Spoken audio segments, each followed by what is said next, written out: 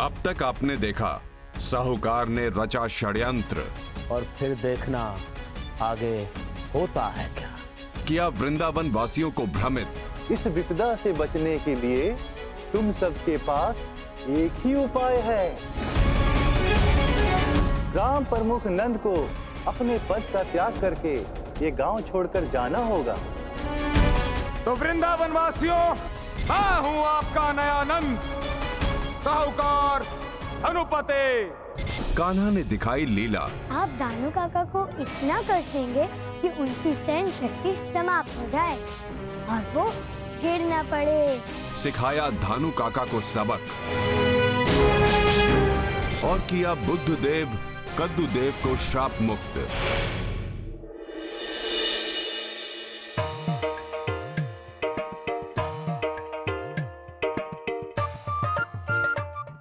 भीषण गर्मी पड़ रही है इस वर्ष, उस पर से ये मटकी का भार, एक पल सांस लेने को भी नहीं हो रहा। देख रहे हो कान्हा, बेचारी गोपियां गर्मी और भार से परेशान है। अच्छा ठीक है, फिर इनकी मटकियों का भार हल्का कर देते हैं।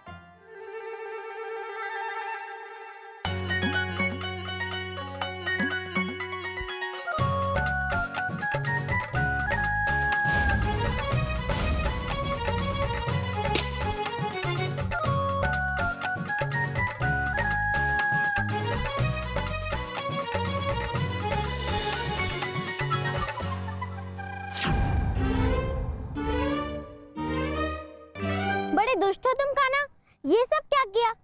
मेरा सारा परिश्रम मिट्टी में मिला दिया। अच्छा, अब सहायता करो। तब भी दुष्ट? तुम गर्मी से परेशान थी और बाहर से भी, तो मैंने ये गुलेल चलाई तो मटकी फूट गई। उसके कारण तुम्हारा भार भी कम हो गया और गर्मी भी। जीवन की सबसे बड़ी पीड़ा तो तुम हो। एक ये सूर्य नई संतोष की सांस लेने देता है, दूसरे तुम किसी काम के नहीं हो। सूरज तन जलाता है और तुम मन।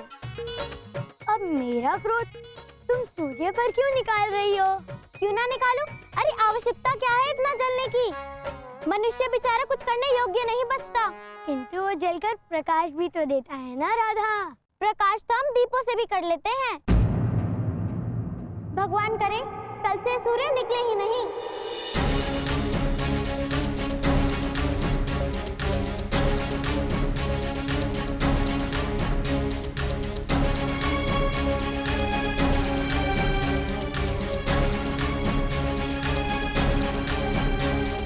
मित्र, आज पूरे दिन बहुत अधिक ताप रहा ना? सही कहा मित्र, आज दिन भर अत्यधिक ताप था। आज आपकी बिटिया राधा ने भी वन में बड़ी समझदारी की बात की थी। किंतु मित्र, ऐसा क्या कहा राधा ने? मित्र, यही कि सूरज ना होता तो कितना अच्छा होता। ये कैसी बातें कर रहे हो तुम? यदि सूर्य नहीं होगा तो दिन कैसे होगा, प्रकाश कैसे होगा? अरे प्रकाश तो हम लोग दीपकों से भी कर लेंगे। वैसे भी हमारा जीवन दूध और मक्खनों से चलता है। हमें गायों की जरूरत है, ना कि सूर्य की। हाँ, सूर्य नहीं होता तो ना ही गर्मी के कारण हमारी गायें मरती और ना ही बच्चे रोगी होते।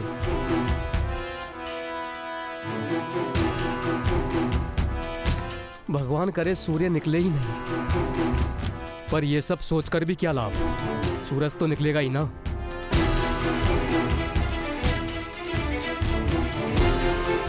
दाऊ, ये भोले वाले गांव वाले भी ना राधा के क्रोध में कई बातों से प्रभावित हो गए हैं।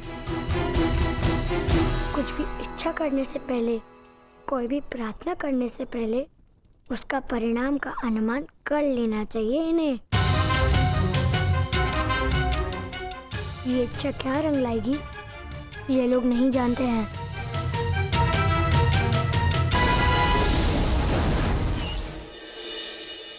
प्रणाम देव ऋषि। प्रणाम सूर्यदेव। कहिए, कैसे आगमन हुआ? हमारे आगमन का कारण आपकी चिंता है।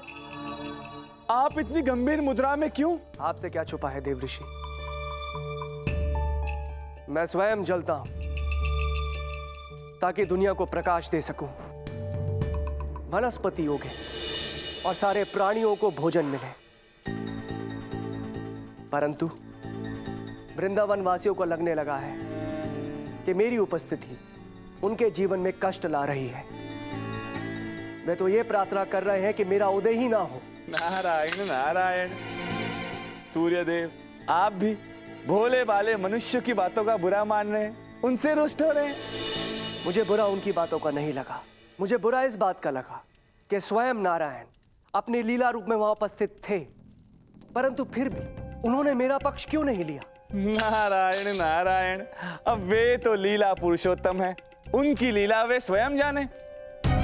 किंतु हाँ सूर्यदेव, आप अधिक विलंब न करें, शीघ्र हमारे साथ प्रस्थान कीजिए। देवराज इंद्र हमारी प्रतीक्षा कर रहे हैं, देव सभा प्रारंभ होने वाली है। नारायण नारायण। समारोह आरंभ हो। ठहरिए देवराज इंद्र, हमें सूर्यदेव की प्रतीक्षा करनी चाहिए। प्रतीक्षा उनकी की जाती है जिनकी आवश्यकता होती है। मैं देवराज इंद्र हूं, मुझे किसी की आवश्यकता नहीं, इसलिए मैं किसी की प्रतीक्षा नहीं करता। यदि आपको हमारी आवश्यकता नहीं है तो हमारे यहां होने का अर्थ ही क्या।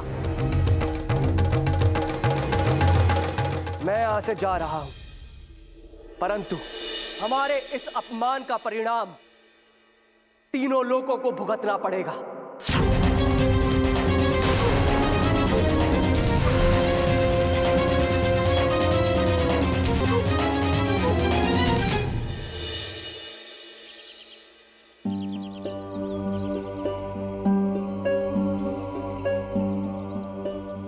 हे प्रभु, ये क्या हो गए, किंतु अब तक अंधेरा छाया हुआ है, सूर्योदय क्यों नहीं हुआ।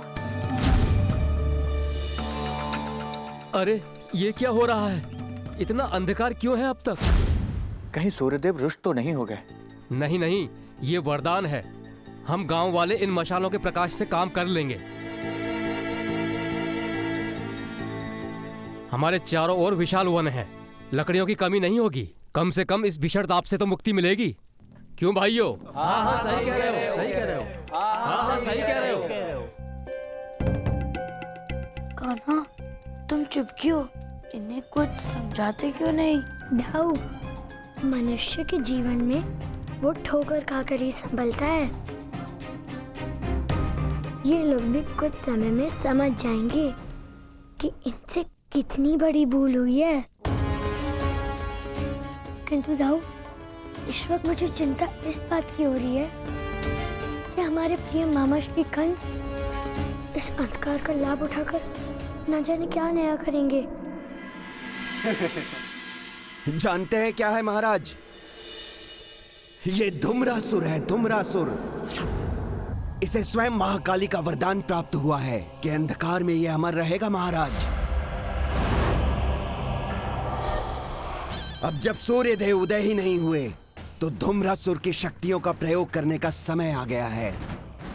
सूर्य देव की अनुपस्थिति में धूम्रासुर की शक्तियां और बढ़ जाएंगी। अब इसे कोई परास्त नहीं कर सकता, इसीलिए गुरुदेव ने मुझे यहां भेजा है।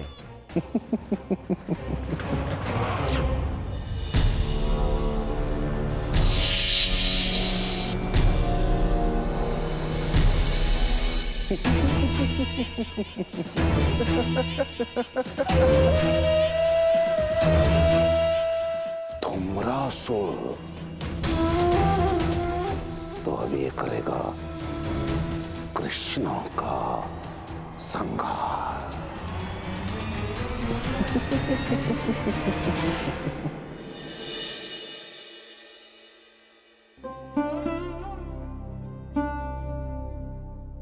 बाबा, मैं जानता हूँ कि आप बहुत ही व्यथित हैं, किंतु ऐसे बैठने से भला क्या लाभ? किंतु क्या करूं लल्ला, मुझे इस समस्या का कोई हल सूझ ही नहीं रहा है। मनुष्य के जीवन में ऐसे कई अवसर आते हैं जब उसे कोई मार्ग नहीं दिखता, तब उसे और भी अधिक लगन और परिश्रम करना चाहिए। बाबा, कभी कभी समय ही किसी समस्या का सबसे अच्छा समाधान होता है।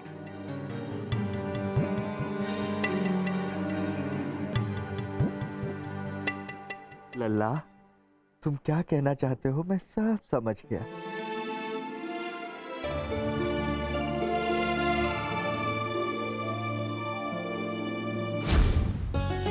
कितना आनंद आ रहा है। सूर्य की गर्मी ना होने से वातावरण कितना सुहाना और शीतल है। अब दिन भर लुक्का छुपी खेल सकते, अंधकार में बड़ा आनंद आएगा। मैं आंखें बंद करता हूँ, तुम सब छुपो। अब चारों ओर अंधकार का साम्राज्य है। दिन और रात की कोई सीमा नहीं। अब मैं तय करूंगा कि कार्य कब करना है और विश्राम कब करना है। दिन और रात का बंटवारा पहले सूर्य देव करते थे, अब मैं करूंगा, मैं सेठ धनुपति। ये धनपति भी ना सबसे विलक्षण जीव है। जीव नहीं, जल्लाद है। हर किसी में अपना लाभ ढूंढ ही लेता है।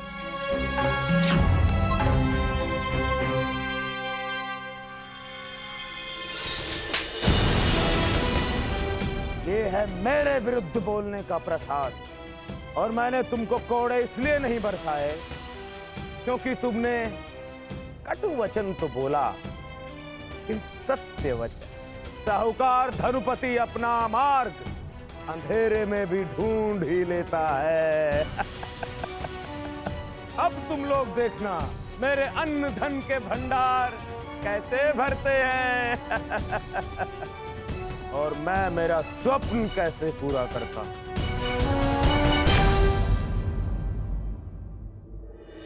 नारायण नारायण। प्रणाम देवराज इंद्र।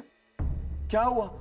आप तो सूर्य देव के पास उनसे क्षमा मांगने गए थे, क्या उन्होंने आपकी क्षमा स्वीकार नहीं की? नहीं देवमुनि, उनकी क्रोध की ज्वाला इतनी प्रखर है कि मेरी क्षमा की बूंदें टिक ही नहीं पाई। वो अपनी क्रोध की ज्वाला त्यागने को तैयार ही नहीं। त्रिलोक का संतुलन बिगड़ रहा है। उत्तरदायित्व मुझ पर है। समझ नहीं आता क्या करूं। नारायण नारायण। देवराज इंद्र, अब तो केवल एक ही मार्ग शेष है। एक ही मार्ग, एक ही है जो इस समस्या का समाधान निकाल सकते हैं। कौन? नारायण नारायण। अब प्रभु श्री नारायण के अतिरिक्त ये कार्य और कौन कर सकता है?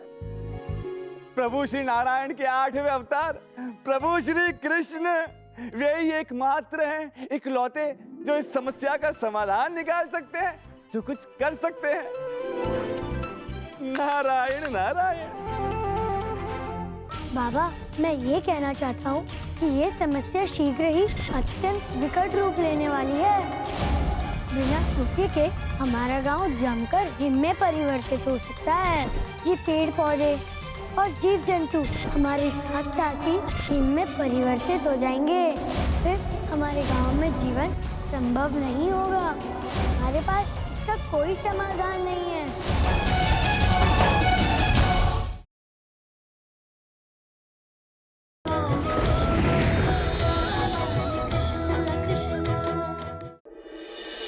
क्या हुआ मित्र, क्यों रो रहे हो? जो लूट गया हो तो रोएगा ना नंद जी। हमारी गाय वन में घास चढ़ रही थी, लौटते समय अंधकार का लाभ उठाकर डाकुओं ने लूट लिया। हम तो जैसे तैसे लौट आए, पर अभी हमारे कई साथी जंगल में भटक रहे हैं प्रकाश के बिना। मित्र, थोड़ा सा धैर्य रखो। वृंदावन वासियों, सभी लोग अपनी अपनी मशालें तैयार करो। हम सब अपने भाइयों को ढूंढने के लिए चलेंगे। और हाँ, कोई भी अपने आप को अकेला ना समझे, हम सब एक हैं।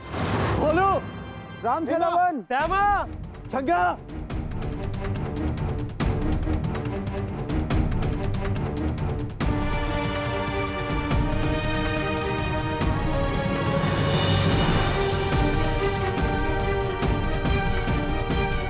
हमारी गाय खो गई, उसके पश्चात हमारे कुछ लोग लुप्त हो गए, और जो उन्हें ढूंढने गए वो भी लुप्त हो गए। इस अंधकार में हम सब सुरक्षित नहीं हैं। यदि तुम नंद होकर भी हमारी सुरक्षा नहीं कर पा रहे हो तो क्या लाभ है इस पद का? छोड़ दो इसे और किसी ऐसे व्यक्ति को दे दो जो सबकी सुरक्षा करने में सक्षम हो। धनपति, यदि ऐसे ही चलता रहा तो अंत में अवश्य ही यही करूंगा।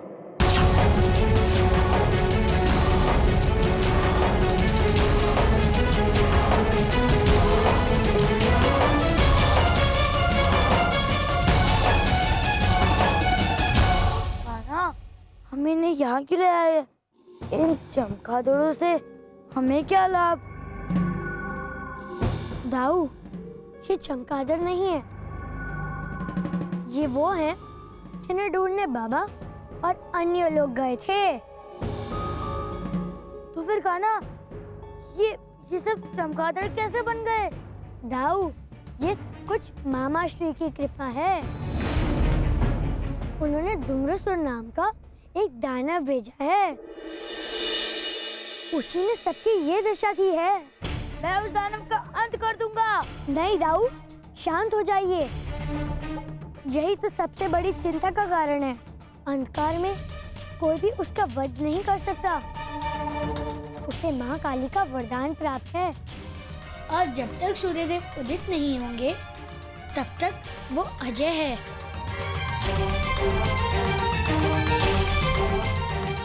तो फिर अब हम क्या करेंगे कान्हा?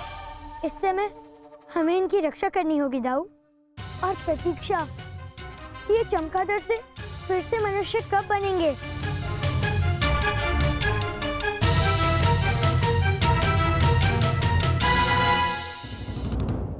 मैंने तुम्हें वहां कृष्णा का अंत करने के लिए भेजा था, वहां गांव वालों के साथ खेल खेलने के लिए नहीं भेजा था।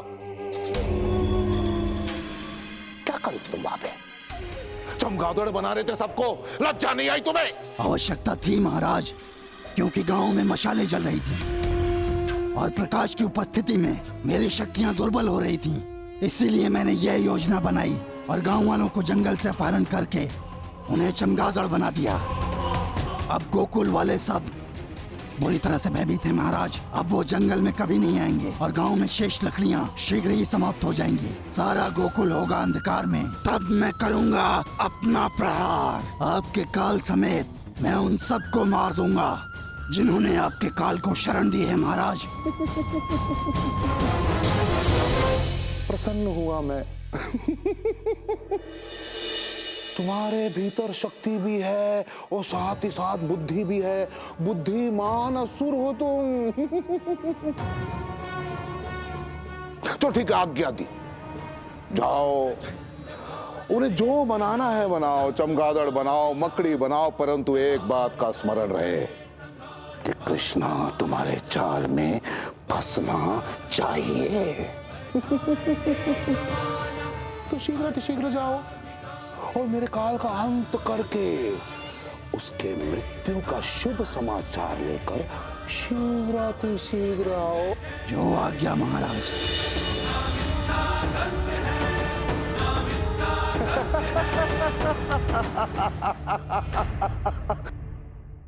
अब क्या करें? लुक्का छुपी खेलने से भी उब गए हैं। यमुना किनारे खेले हुए कितना समय हो गया है ना। हाँ, पर हम यमुना किनारे नहीं जा सकते क्योंकि पूरे गांव में अंधकार है, तो हमें गांव में ही बैठे रहना होगा। शरीर में थकावट सी रहने लगी है, नींद भी पूरी नहीं होती, शरीर का संतुलन बिगड़ रहा है, अनुमान ही नहीं लग रहा कि कब सोना है कब जगना। कृष्णा, ये सब मेरे कारण हो रहा है। ना मैं वो मूर्खता भरी बातें करती और ना ही सूर्यदेव मुझसे रुष्ट होते। मनुष्य से भूल होना स्वाभाविक है राधा, परंतु भूल होने के पश्चात पश्चाताप करने से सब कुछ ठीक हो जाता है। तो बताओ मुझे, मैं क्या करूं? मैं कुछ भी करने को तैयार हूं।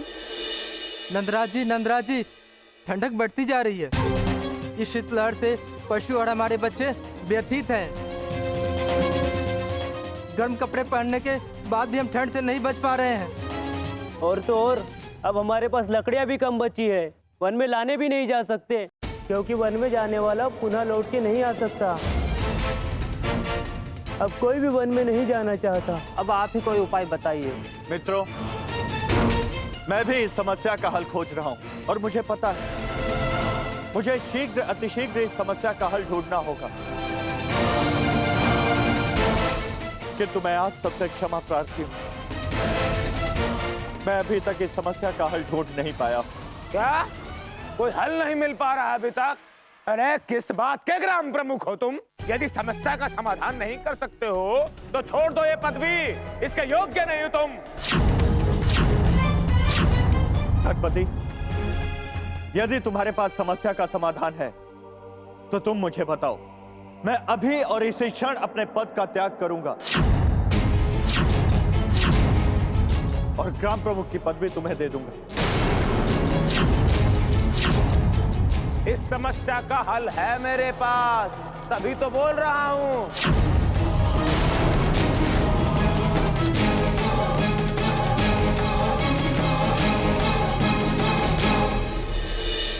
उपाय बिल्कुल सरल है नंद। हम सबको वृंदावन छोड़कर मथुरा में जाकर बस जाना चाहिए। बहुत बड़ी नगरी है वो, और उस नगरी में रहने के लाभ ही लाभ होंगे। सारी बहुमूल्य वस्तुएं वहां मिलेंगी, जीवन में सुख समृद्धि आएगी, आनंद ही आनंद होगा। मुझे कुछ कहना है।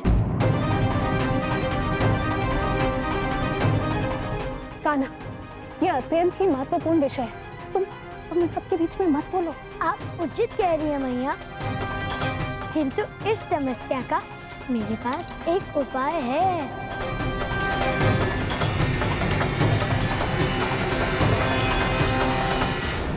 अंतिम निर्णय आप सभी का ही होगा। यशोदा, शांत हो जाओ। हो सकता है लल्ला के पास कोई उपाय हो। लल्ला, कहो क्या कहना चाहते हो? बाबा, मैं ये कहना चाहता हूँ कि ये समस्या शीघ्र ही अत्यंत विकट रूप लेने वाली है। बिना सूर्य के हमारा गांव जमकर हिम में परिवर्तित हो सकता है। साथ साथ ये पेड़ पौधे, जल स्रोत और जीव जंतु हमारे साथ साथ ही हिम में परिवर्तित हो जाएंगे। फिर हमारे गांव में जीवन संभव नहीं होगा। इसका अर्थ तो ये हुआ कि हमें मथुरा शीघ्र चले जाना चाहिए। नहीं दानू काका, हम मथुरा नहीं जा सकते। आपके लिए ये एक सरल कार्य हो सकता है, क्योंकि आपके पास धन है। किंतु अन्य वृंदावनवासी मथुरा में जीवन निर्वाह कैसे करेंगे? आप तो व्यापारी हैं और कोई भी व्यापार कर लेंगे, किंतु हम सब तो ग्वाले हैं। हम वह क्या करेंगे? और ये विद्या मात्र वृंदावन में नहीं आई है, अभी तो पूरी सृष्टि इस विद्या से प्रभावित हुई है।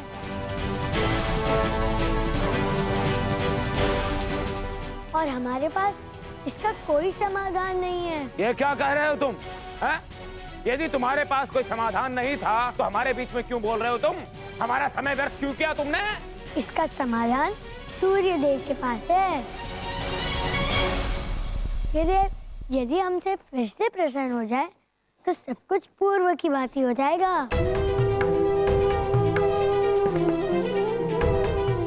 अतः हमें सूर्य देव की उपासना करनी होगी। किंतु यदि सूर्यदेव नहीं माने तो कृष्णा? भगवान और भक्त का संबंध ठीक पिता और पुत्र के संबंध की भांति होता है। भगवान अधिक समय तक कभी अपने भक्त से रुष्ट नहीं रह सकते। यदि पुत्र सच्चे मन से पिता से क्षमा मांगे तो पिता क्षमा कर ही देते हैं ना। ठीक वैसे ही यदि हम भगवान से सच्चे हृदय से क्षमा मांगे तो वो भी हमें क्षमा कर ही देंगे। यदि सूर्य की उपासना के पश्चात भी स्थिति नहीं सुधरी तो तुम क्या करोगे? धनपति, सूर्यदेव अवश्य ही प्रसन्न होंगे, और यदि सूर्यदेव प्रसन्न नहीं हुए तो मैं अपने पद का त्याग कर दूंगा और तुम्हें ग्राम प्रमुख बना दूंगा। उसके बाद तुम जो भी समाधान करोगे हम सब वृंदावनवासी मानेंगे। तो ठीक है, मैं अभी से मान लेता हूं कि मैं ग्राम प्रमुख हूं, और मुझे पूरा का पूरा भान है उपासना से कुछ नहीं होगा। कुछ नहीं होगा पूजा पाठ से, बस समय व्यर्थ होगा। यशोदा, पूजन की तैयारी आरंभ करो। जी आर्य, अब बिल्कुल सही कह रहे हैं।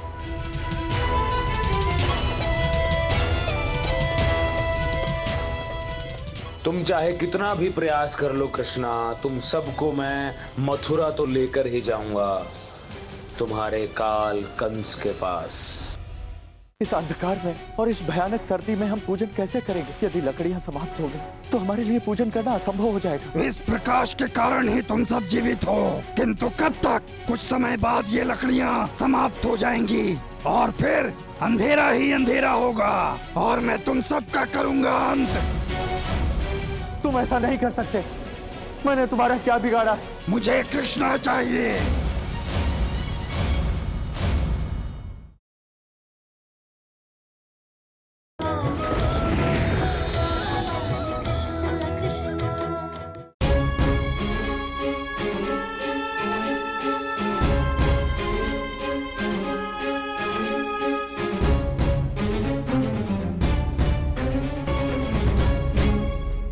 क्या सोच रहे हो मित्र? मुझे पूर्ण विश्वास है कि प्रार्थना से सूर्यदेव अवश्य प्रसन्न होंगे। मुझे भी पता है पूजन के बाद सूर्यदेव अवश्य प्रसन्न होंगे, किंतु ये इतनी सी लकड़ियां बची हैं। इस अंधकार में और इस भयानक सर्दी में हम पूजन कैसे करेंगे?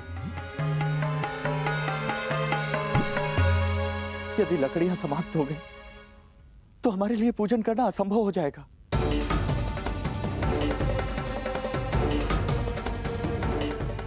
सही कहा आनंद, और मैं अंधकार की प्रतीक्षा कर रहा हूं।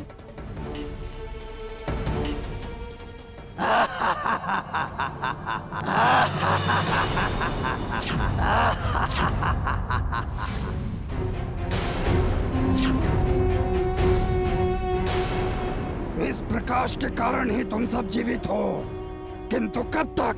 कुछ समय बाद ये लकड़ियां समाप्त हो जाएंगी और फिर अंधेरा ही अंधेरा होगा और मैं तुम सबका करूंगा अंत।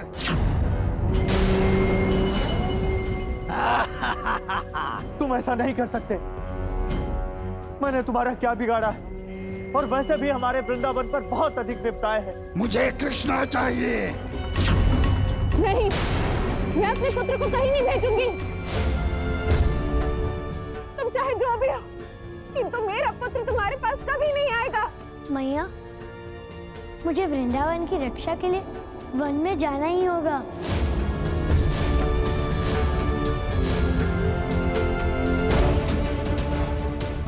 मुझे तुम्हारी चुनौती स्वीकार है धूम्रासुर।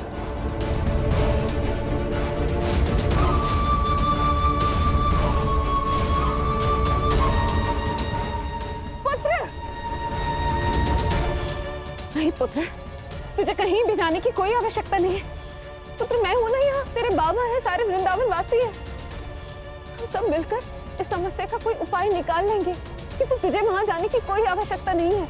मैया, हमारे पास उस धूम्रासुर की बात मानने के सिवा और कोई उपाय नहीं है।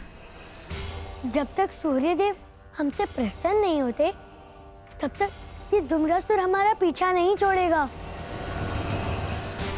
अतः आप सब यहाँ पूजन कीजिए, मैं वहाँ उस वन में धूम्रासुर को उलझा कर रखता हूँ। जाओ पुत्र, मुझे तुम पर पूर्ण विश्वास है, तुम्हें कुछ नहीं होगा। तुम्हारा साहस देखकर मुझे तुम पर गर्व है, और तुम्हारे साहस के साथ साथ ग्रामवासियों के लिए प्रेम देखकर मुझे अति प्रसन्नता हुई। हाँ बाबा, आप सभी यहाँ सूर्य देव की उपासना आरंभ कीजिए।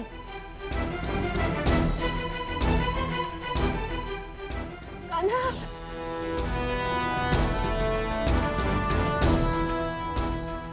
रुको कान्हा, मैं तुम्हें अकेली वहां नहीं जाने दे सकता।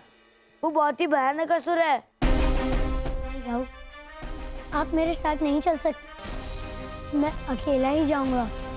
मैं आपके प्राण संकट में नहीं डाल सकता।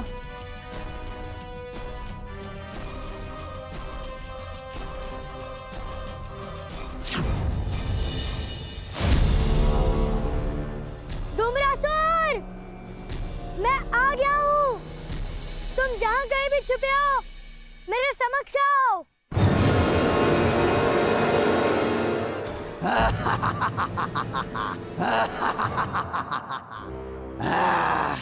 सुना था तू बड़ा साहसी है बालक, लेकिन आज अपने नेत्रों से भी देख लिया, किंतु यही साहस तुम्हारे अंत का कारण बनेगा।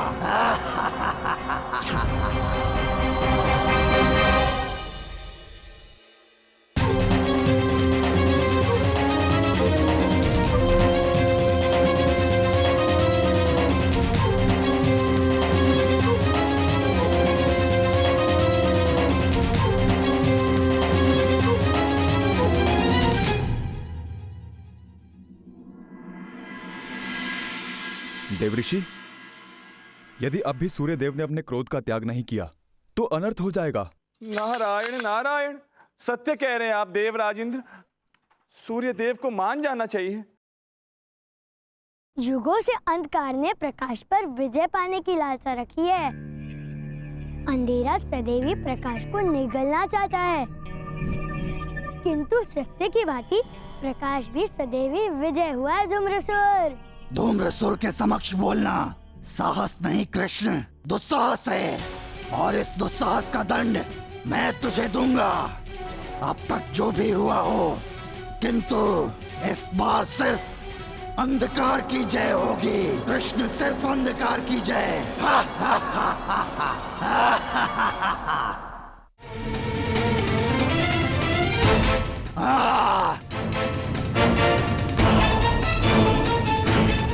अब तुम नहीं बचोगे कृष्ण।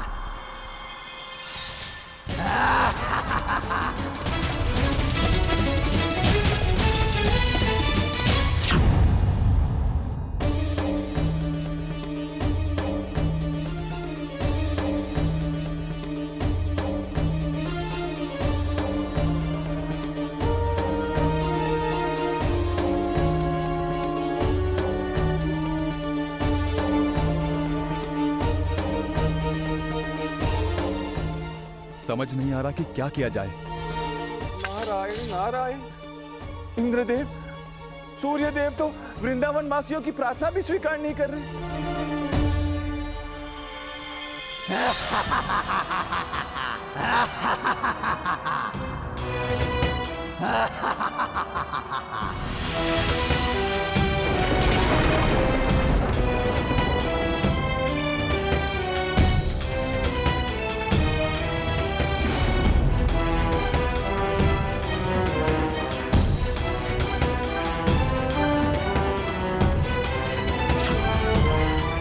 क्या?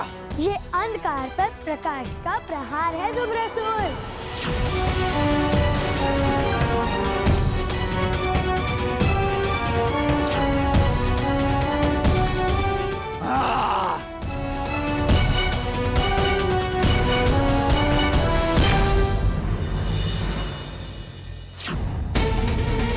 अब तुम नहीं बचोगे कृष्ण।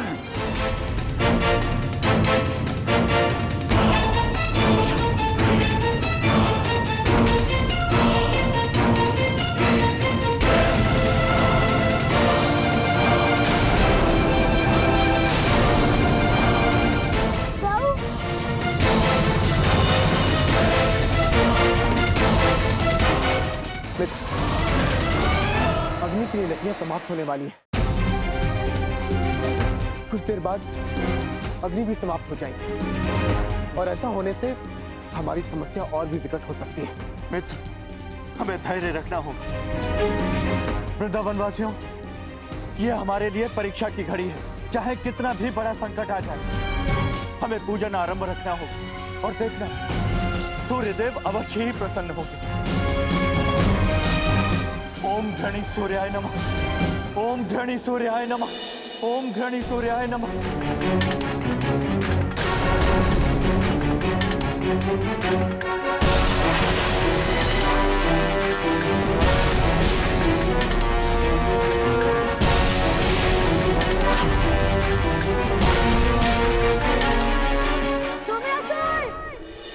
तुमने अपनी सीमा का उल्लंघन किया है। अब तू इसका परिणाम भुगतेगा।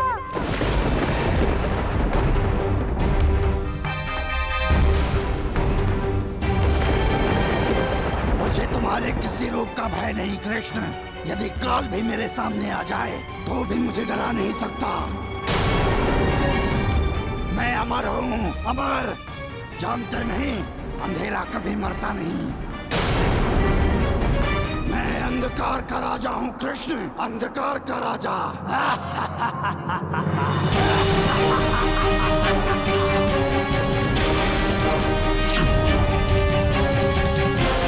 प्रभु, हमारे पास लकड़ियां समाप्त होने वाली हैं। हमारे पास लकड़ियां नहीं हैं। सहायता करो प्रभु, हमारी सहायता करो। हमारी सहायता करो प्रभु, सहायता करो।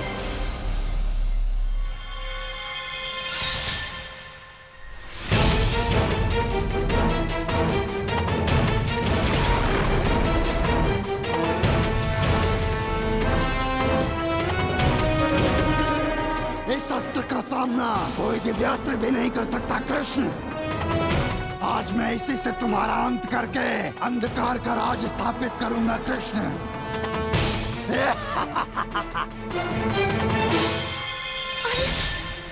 अरे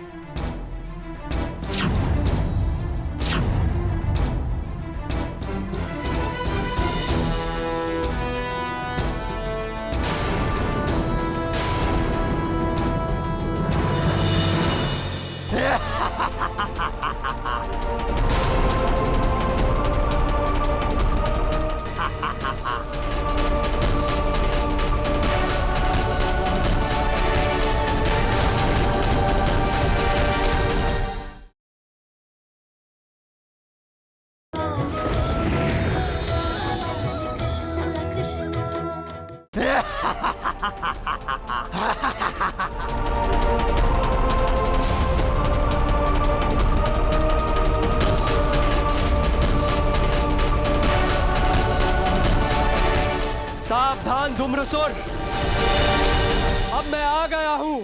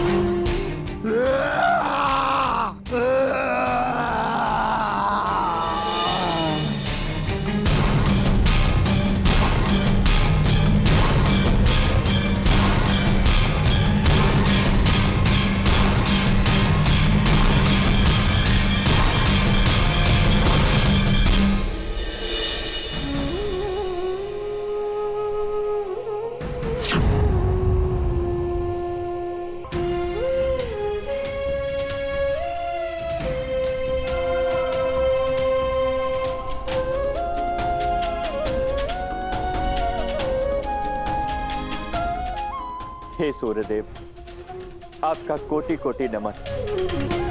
आपके बिना वृंदावन अस्त व्यस्त हो गया।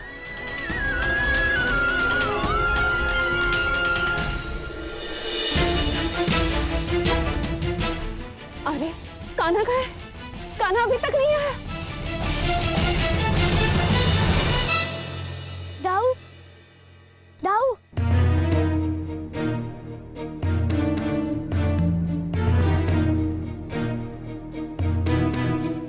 अपने नेत्र खोलो दाऊ।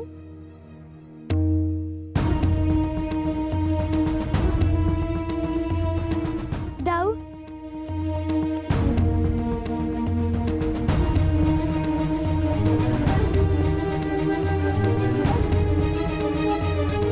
कान्हा, वो राक्षस कहाँ है? दाऊ, इसका अंत हो चुका है।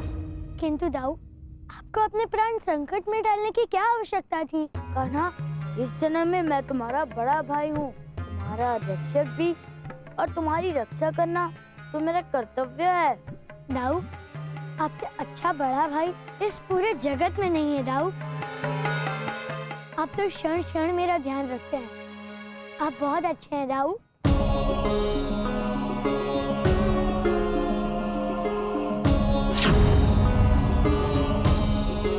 नमन प्रभु। प्रणाम सूर्यदेव। प्रणाम सूर्यदेव। आपकी लीला अद्भुत है। यदि आप चाहते तो तीनों लोगों को अपने प्रकाश से प्रकाशमान कर सकते थे। प्रभु, आपके समक्ष मेरा प्रकाश एक दिए के समान है। मैं भी स्वयं आप ही के प्रकाश से प्रकाशित होता हूँ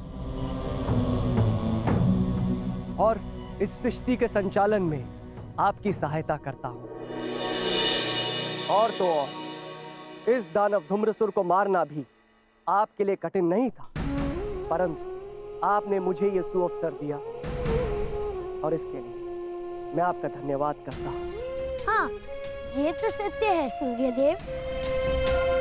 यदि मैं चाहता तो उन समस्त लोगों को प्रकाशित भी कर सकता था और उस दानव का अंत भी।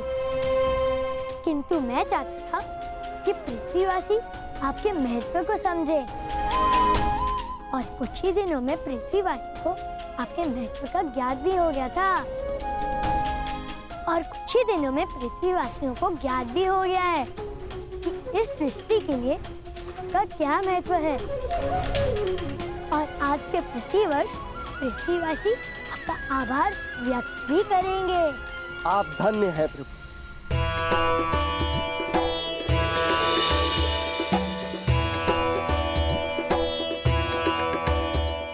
कान्हा, बलराम,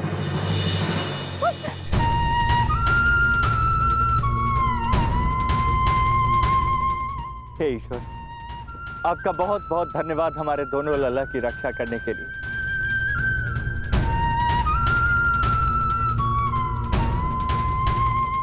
किंतु लल्ला, तुम दोनों ने ये किया कैसे? उस भयंकर राक्षस से बचना असंभव था।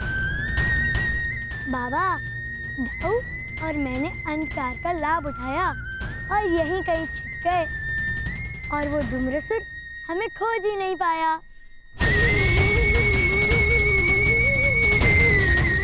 और ये सब कुछ सूर्यदेव ने ठीक किया है। जय प्रभु। धन्य हो प्रभु, आपने हमारे दोनों बालक को सुरक्षित रखा।